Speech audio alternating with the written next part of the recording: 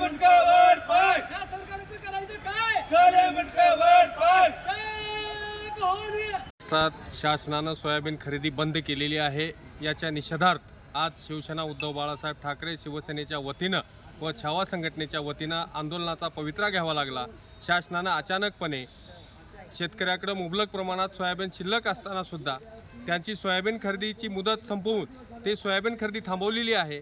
ती सोयाबीन खरेदी पुन्हा पूर्ववत चालू करावी, कारण चालू असलेल्या काळामध्ये सुद्धा त्यांनी मॅक्झिमम जास्तीत जास्त वेळ सर्व्हर डाऊन आहे, बारदाना नाही, असे विविध कारणं देऊन शेतकऱ्यांना वेड्यात काढण्याचं काम या शासनाने केलं आहे. यामुळं शेतकऱ्यांची खरेदी झालेली नाही. यामुळे मोठ्या प्रमाणात शेतकऱ्याचं सोयाबीन अजूनही शेतकऱ्याकडे आहे.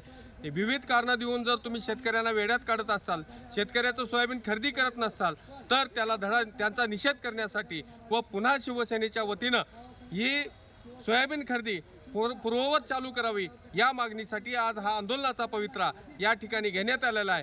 आणि जर आमचं सोयाबीन शेतकऱ्याचं सोयाबीन खरेदी जर अद्याप सुरू नाही केलं तर आम्ही यापेक्षाही तीव्र आंदोलन करू. आज आमचे